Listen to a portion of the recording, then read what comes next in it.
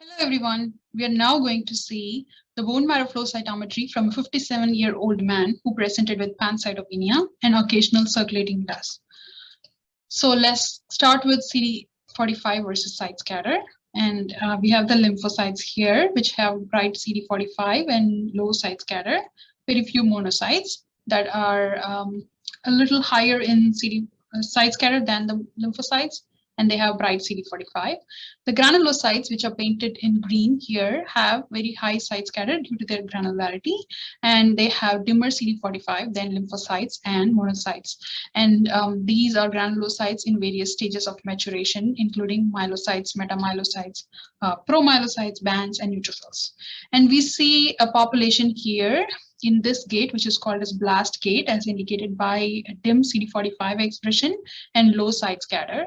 And let's see how much this accounts for. This maroon population accounts for 7%, 7.7 or almost 8% of all cells. So that is high. So normally in bone marrow, usually you see less than 1%, but up to 5% is considered normal, but this is clearly more than 5%, and this is abnormal. Although we do not use flow cytometry to obtain numbers for blast count, we have to use the differential count for blast count. But flow cytometry does give you a clue. And the cells that are painted pink are the NRBCs or erythroid precursors, which have dim to negative CD45 expression and low site scatter.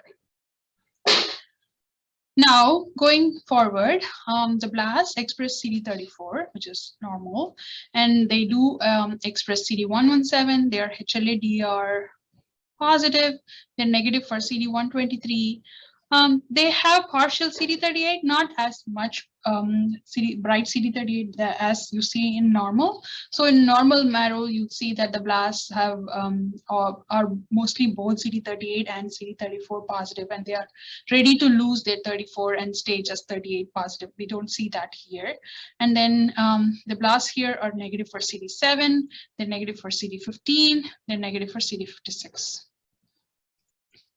So in this tube, the abnormality that we see is just that they have dimmer CD38, but the number is clearly high.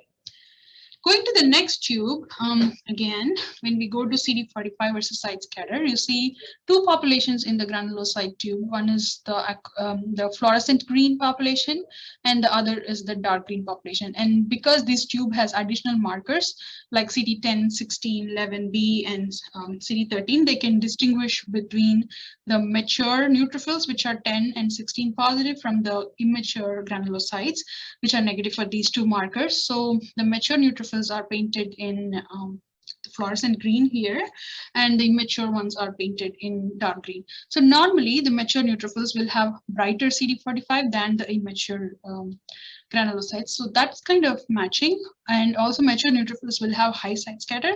But here you see that the mature neutrophils are more here, and here we see just the immature neutrophils.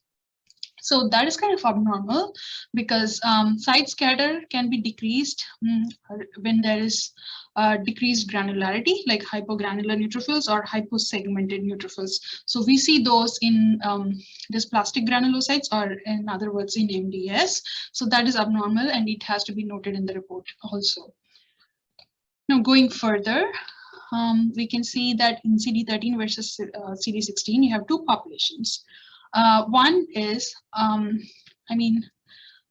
we have a normal Nike swoosh that we see here, like there are CD13 and 16, CD13 positive and 16 negative promyelocytes. There are myelocytes that lose CD13, and then there are metamyelocytes that acquire both 13 and 16, and then bright 16 and 13 positive neutrophils. So the neutrophils are okay, the promyelocytes are okay, but in the in-between stages, you see a population that is following the normal track of maturation, and there is another population that is going straight from here to there.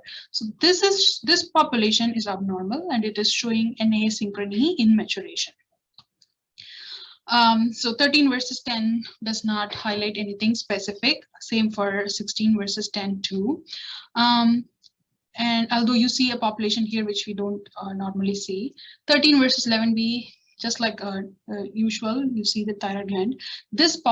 the distinction between the normal and the abnormal myeloid maturation is not very obvious in the other plots. It's only obvious in this one, but otherwise the others look pretty much normal.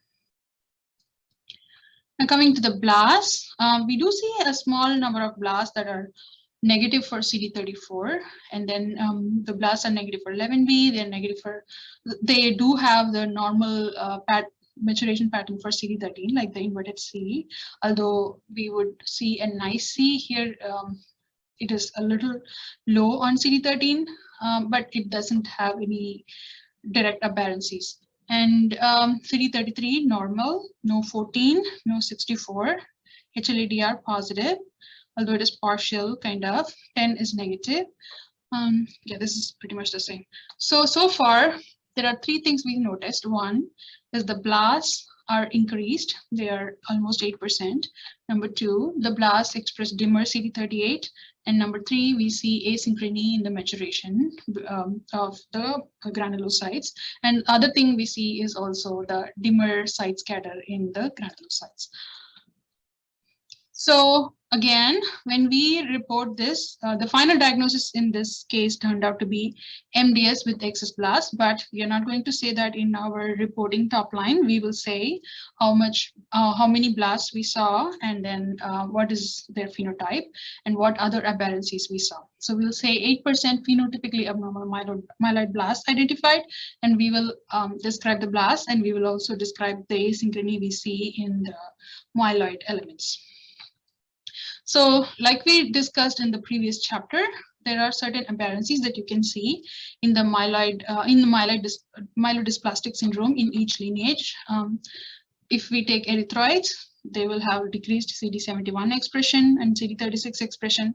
If we take granulocytes, there will be asynchrony in the acquisition of the granulocyte markers.